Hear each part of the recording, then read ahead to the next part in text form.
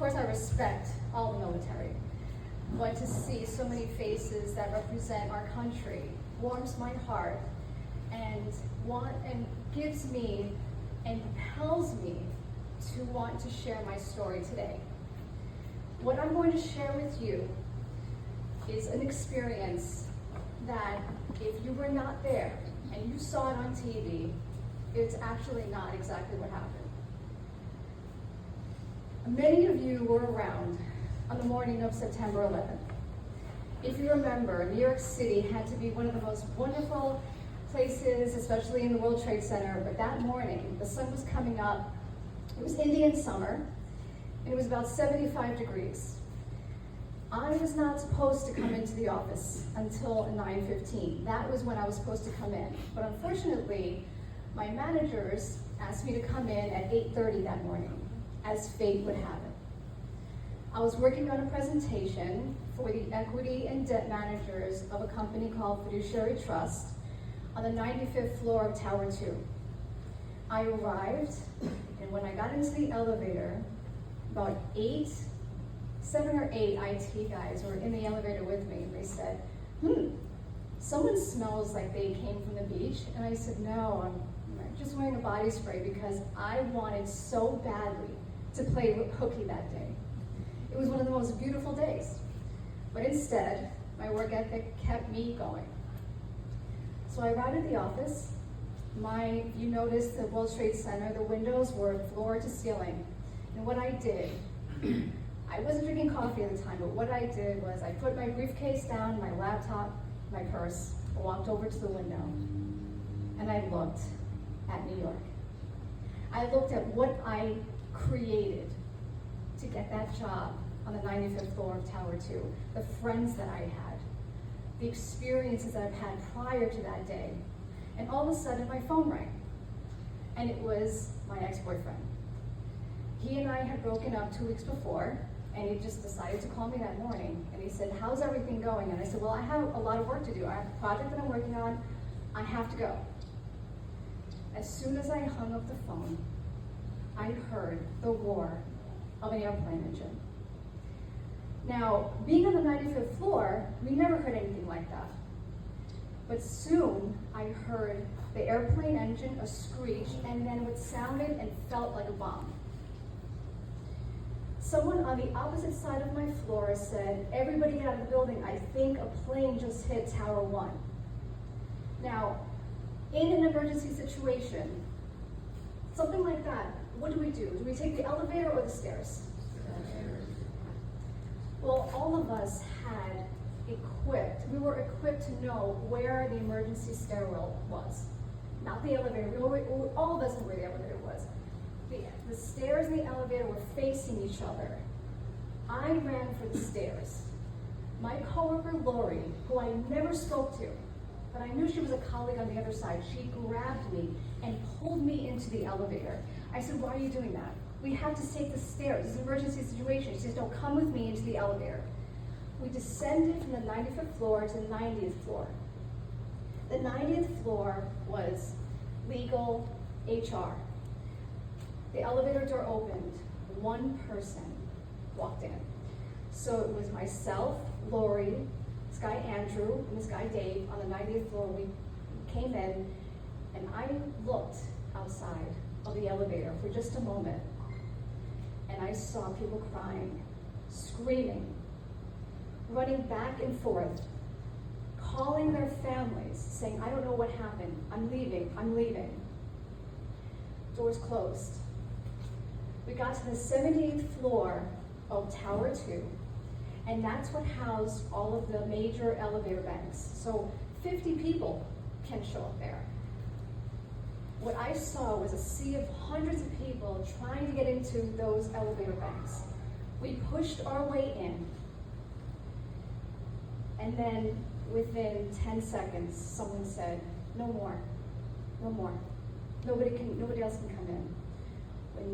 When the elevator door closed, I felt like we all died. Why? We don't know, but all of us had that same feeling, that same type of shock, where you're standing there, you're kind of gone. Mentally, you're not there. It felt that the descent from the 78th floor to the lobby, it didn't feel as long as it did that moment.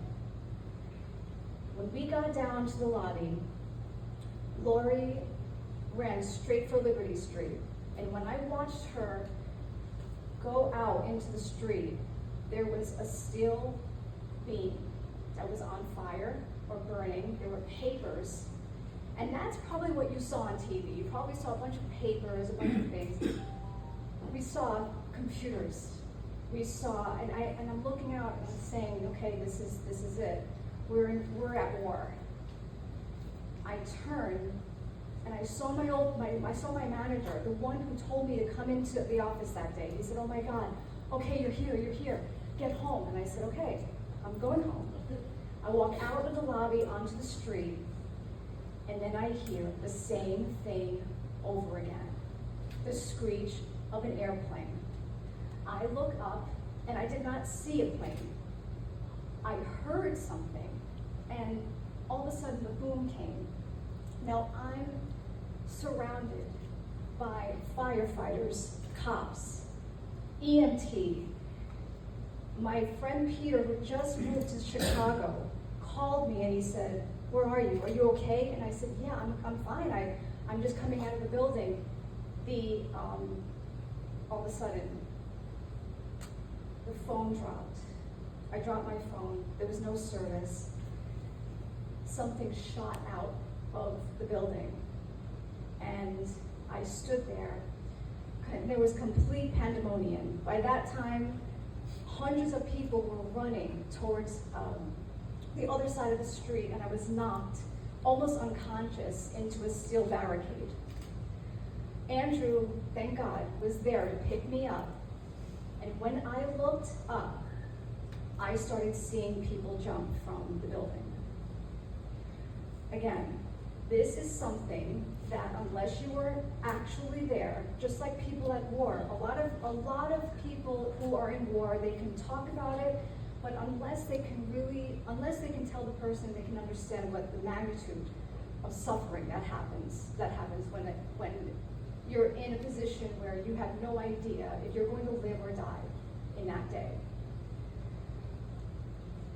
When I looked up and I saw people jump, he pulled me and he said, we have to go. So he brought me to South Street Seaport. Now by that time, both buildings were on fire. People were walking still, and all I remember is when the second tower started to collapse. Because when the tower started to collapse, it looked like it was going to topple over. It did not look like it was going to collapse on itself, but it did. And when it came, the amount of smoke and debris and everything that came went for blocks and blocks, and we saw that cloud come toward us. We waited. We didn't know where to go. So we just waited and just let whatever debris come, a sea of debris.